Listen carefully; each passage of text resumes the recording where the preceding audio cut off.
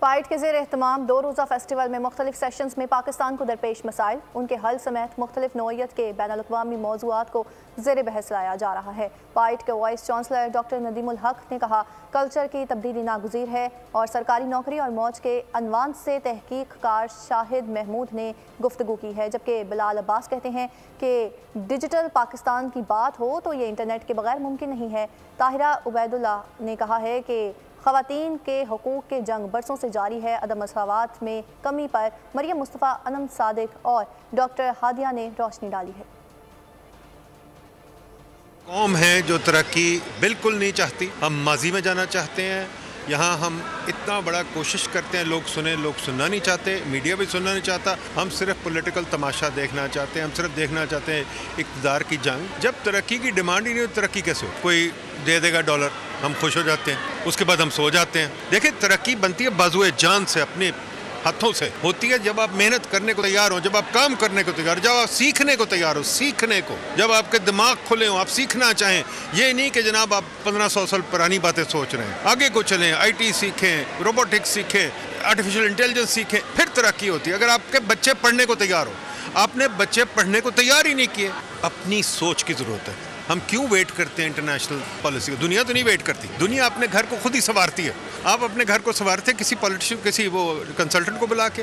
اپنا گھر خود ہی سنوارنا ہوتا ہے۔ ماؤ زی تونگ نے ان سب کو کہا تھا، برابر ہو کے باتھ روم بھی صاف کرو، کلچر بھی بدلو، اور آپس میں روز دوپہر کو بیٹھ کے سیکھو بھی کچھ۔ سرکار کو جو پریویلیجز اور خاص طور پہ ان میں جو ایلیٹ گروپس ہوتے ہیں، پی ایس وغیرہ ہوتے ہیں یا پولیس وغیرہ ہوتی ہیں، ان کو جو پریویلیجز ملتی ہیں، ان کو جو مراد ملتی ہیں، وہ جو پروٹوکولز اویل کرتے ہیں اور سب چیزیں، جو عام عوام ہے، جو مجھ جیسے آپ جیسے لوگ جو کام کرتے ہیں، ان کے کہیں قریب بھی نہیں پھٹکتے۔ اینڈ ایک اکثر لوگ صرف یہ کہتے ہیں نا کہ جی وہ تنخواہ ان کی کام ہے۔ یہ تنخواہ کی بات نہیں ہے، ان کے اور طریقے ہوتے ہیں، ان کے اور جو جن کو ہم نان مانیٹائزڈ پرکس کہتے ہیں، نان مانیٹائزڈ پریویلیجز کہتے ہیں۔ مثال کے طور پہ وہ کسی آفس میں جائیں، ان کو کوئی وہ نہیں ہے، مسئلہ نہیں، میں اور آپ جائیں تو ہمیں پہلے تو باہر بٹھا کے آپ کو 1 گھنٹہ بٹھا کے رکھیں گے، وہ جائیں ان کو کوئی مسئلہ نہیں ہوتا۔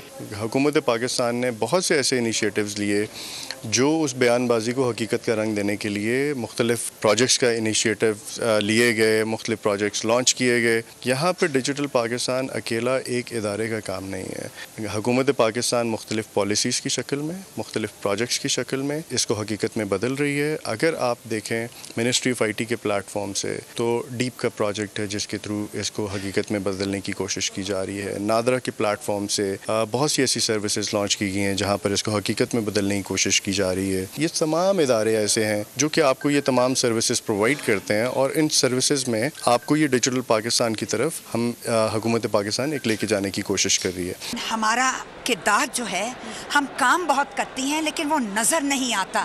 ہم پیسے نہیں کماتی، ہم مفت کا کام کرتی ہیں، چاہے پروڈکٹیو کام ہو، ری پروڈکٹیو کام ہو یا گھریلو کام ہو۔